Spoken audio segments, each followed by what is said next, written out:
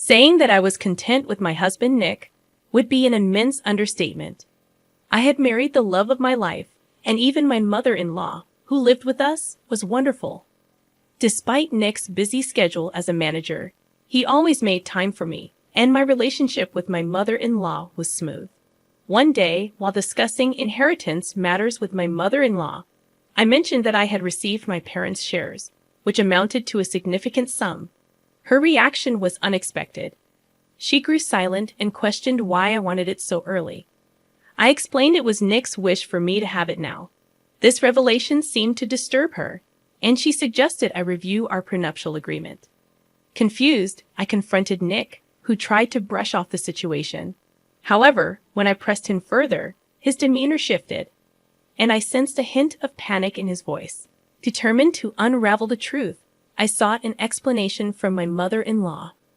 Reluctantly, she confessed that she had discovered documents in Nick's home office outlining a prenup that significantly favored him, contrary to what I had signed. Shocked, I confronted Nick, who promised to show me the prenup the next day. But when he failed to produce it, my suspicions deepened. During his absence on a business trip, I couldn't shake off my suspicions. Driven by a desire for clarity, I decided to search his office discreetly.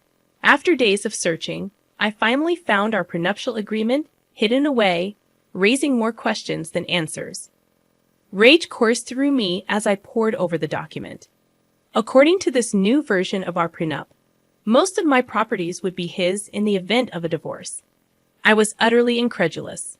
The prenup I had signed with Nick, the one my lawyer and I had carefully reviewed, was nothing like this. It had outlined fair terms, where we retained rights to our personal properties and shares. Nick had seemed completely fine with it. I couldn't fathom how he had orchestrated this deceit behind my back. I immediately called my lawyer from back then, hoping for a solution. However, he seemed as clueless as I was, leaving me feeling utterly hopeless. Frustration and stress consumed me. Aimlessly pacing around the office, I stumbled upon a necklace in one of the drawers, unmistakably Molly's. A custom design I had gifted her for her birthday. My heart plummeted. Trying not to jump to conclusions, I called her. She explained she was visiting her parents and wouldn't be back for 2 days. I hung up and rushed to her house, my dread escalating as I saw Nick's shoes next to hers at the door.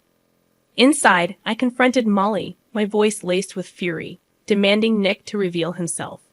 Both of them stood before me, guilt etched across their faces. They began to apologize, but their insincerity was palpable. My husband and my best friend desperately spun excuses, their lies struggling to find any semblance of believability. I waited until their feeble attempts to cover up their betrayal ceased. Holding the prenuptial agreement in my trembling hands, I confronted them. I demanded an explanation from Nick, his initial shock quickly transforming into composed denial. He insisted that the document I held was the original one. Refusing to be deceived again, I stood my ground, threatening legal action against him for altering the prenup. Nick scoffed, dismissing my threats, claiming there was no proof of the fabricated version. Realizing I needed legal expertise, I resolved to find a knowledgeable attorney to fight back. My gaze shifted to Molly, who attempted to leave discreetly. I erupted in fury, accusing her of betrayal.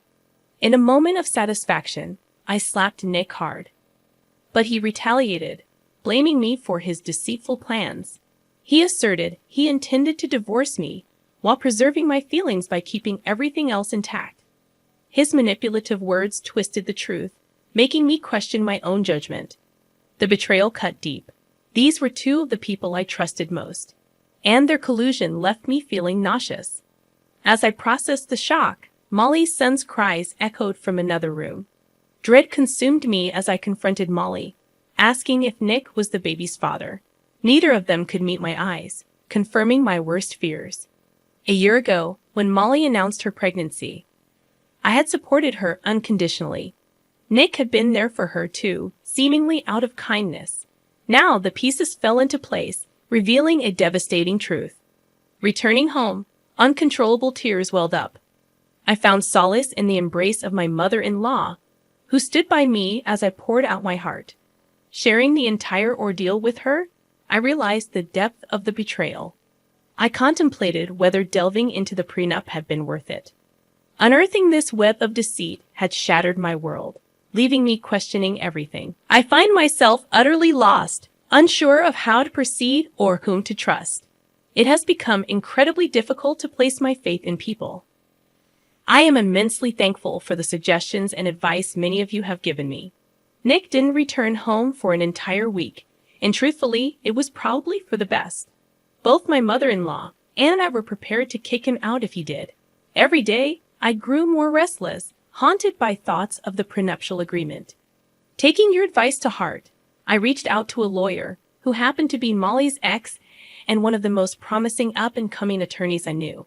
He hadn't been available when we drafted the prenup, or I certainly would have chosen him. The lawyer explained the complexities of the situation, suggesting various ways to resolve it. Ultimately, he proposed that convincing Nick to nullify the prenup was the best course of action. However, when I confronted Nick in his office, his response was unexpected. He professed his love for Molly and his desire to provide for their child. I was dumbfounded. If he cared so deeply for them, why did he need my money? My persistence in questioning him only led to threats. He even went as far as to threaten my job, exploiting his connections with my boss, who happened to be his close friend. In that moment, it was as if I didn't recognize him anymore. He had transformed into someone manipulative and cunning. I realized that divorcing him would mean losing most of my property, a prospect that left me feeling trapped. While I wasn't well versed in the legal intricacies, my lawyer mentioned that the agreement might be considered invalid if the property division was excessively unfair. Yet the agreement specified most of my properties, albeit with a certain entitlement for me. Despite this, it still felt profoundly unjust, even if it might appear ordinary in a courtroom setting. For now, I chose to back down, feeling the weight of the situation pressing down on me. Several days later, I received a call from Nick's secretary, requesting a meeting. We met at a cafe, where she wasted no time getting to the point. Nick was involved with my boss, and he had threatened me using her as leverage. Suddenly, everything clicked into place. Her unwarranted hostility towards me finally made sense. It was incomprehensible to believe that he was juggling multiple relationships simultaneously. Fortunately, the secretary provided me with photos as evidence of their secret affair. Armed with proof, I confronted Nick immediately. His face paled, sweat beading on his forehead. He lashed out, blaming me for ruining his life. But I cut him off, threatening to show the photos to Molly unless he agreed to modify the prenuptial agreement. Faced with no other choice, he begrudgingly complied, though his fury was palpable. In the following week, we met to revise our prenup agreement. Nick seethed with anger throughout the process, his rage evident to anyone present. When Molly saw her ex with me, she seemed genuinely surprised. Clearly, she hadn't anticipated seeing him after breaking things off upon learning about her pregnancy. After the prenup was successfully modified, I wasted no time. I filed for divorce, ending the toxic relationship that had left me broken and betrayed. Thank you, everyone, for your supportive messages. I want to share an update with you all. I've purchased an apartment and regained ownership of all my properties. The alimony was eliminated, a decision we both agreed upon. Most importantly, I've finally separated from Nick, and it feels liberating. He was involved with Molly for a while, but their relationship soared after she discovered him with my boss. In the aftermath, I resigned from my job and found a better position at a different company. On a personal note, I've started a relationship with my lawyer, Molly, and things are going quite well. It seems that karma works its magic after all. Regarding my relationship with Chris's children, Eric, 17, and Alice, 15, it has always been respectful and caring. While they refer to me as their mother figure to others, they prefer not to use the title mom when we talk privately or in front of other relatives. I've never insisted on the label, valuing our bond more than a title. However, this became an issue with my mother-in-law. She persistently pressured me, believing I should be called Mom by the kids, Despite my attempts to explain the distinction between being a mother figure and the title itself, she continued to push the matter aggressively. In a recent confrontation, my husband stood up for me, asserting that his mother's behavior amounted to harassment. I supported him and asked her to respect the children's choice in how they address me. Unfortunately, this stance led to criticism from other family members, friends, and even some acquaintances who believe we should comply with my mother-in-law's wishes to maintain family harmony. Am I in the wrong for not insisting that my stepchildren call me mom, and for not agreeing with my mother-in-law's demands? I can't believe your mother-in-law is suggesting that you should force your stepchildren into a specific parental relationship dynamic. It's almost laughable how she thinks you should have adopted them immediately after marriage and changed their last names to yours. The sarcasm aside, your approach is truly commendable. The way your stepchildren address you doesn't diminish the wonderful relationship you've built with them. I wonder if your mother-in-law's reaction stems from a fear that your lack of insistence on the title means you aren't attached to the kids. However, it's crucial to understand that the children's opinions matter most. If they want to call you mom, eventually they will, and if not, that's perfectly fine. By not pressuring them while offering unconditional love, you're doing the best thing for your relationship. You aren't their biological mother, so pushing them to address you a certain way isn't your place. The kids should have the freedom to express their preferences within the boundaries set by you and their father. If they choose to call you mom, it should be their decision. If they prefer using your first name, that should be respected too. Frankly, it's quite odd for your mother-in-law to get so worked up about this, especially after a decade into the marriage. I wonder if there might be something else going on with her health or emotions. Regardless, you're definitely not in the wrong here. I'm 26 years old, and I'm pregnant with my first child. My husband, Harry, and I are thrilled about it. We recently announced our pregnancy during a family party.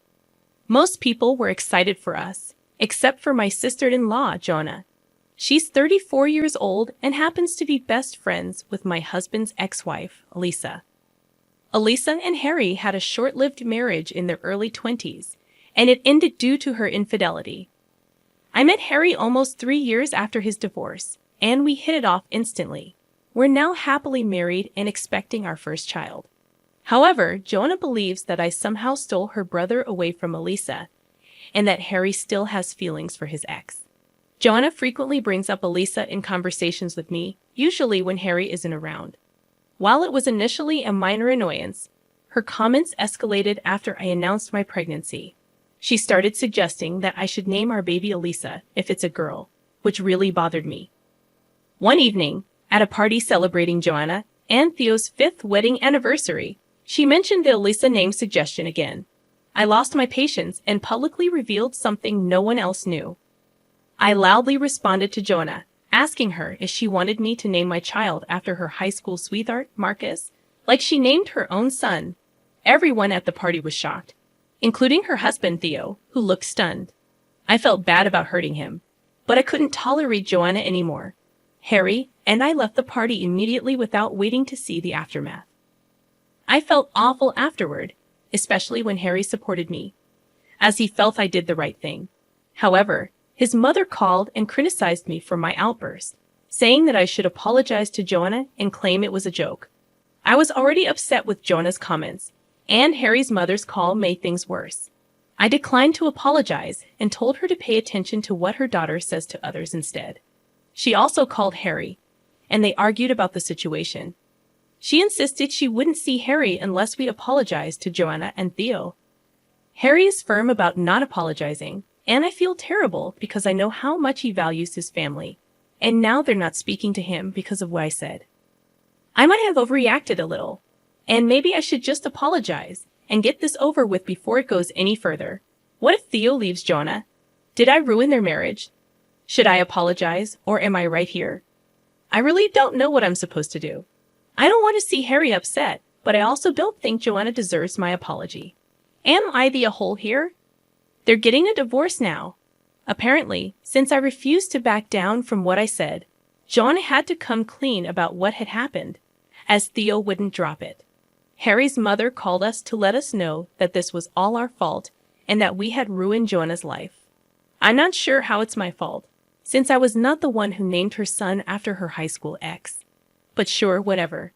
I'd suggest we just apologize, but Harry said that he would rather not speak to his mother and sister than apologize for doing the right thing. Gosh, I really couldn't have asked for a better husband. I do feel bad that he's giving up contact with his family for my sake, but I'm glad that he's on the right side of things. It's been a few days since Theo decided to leave Joanna, and she's been calling us nonstop, mostly Harry, saying that he needs to leave me, and then I'm going to ruin his life. She even went to the extent of saying that Elisa is still willing to take him back, and that she'll make sure that we're never happy together if he decides to stay with me. At this point, we've decided to go no contact with them. I've already blocked her and her mother from all my social media accounts, and Harry's doing the same. He doesn't even look upset anymore, just outraged that his mother and sister are being this crazy and awful. I know there hasn't been an update for really long, but that's because of all the craziness that we've had to deal with over the past few weeks. So to fill you guys in real quick, Theo decided to file for divorce and seek full custody of their son. He moved out within a few days of their marriage anniversary and has been living with one of his friends.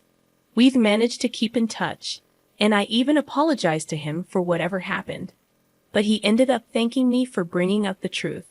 Apparently, he'd always suspected that the name Marcus had meant something to her since she had gone ballistic when he dared to even suggest another name and even threatened to leave him over this. That's why he had no option but to let her name their son Marcus. But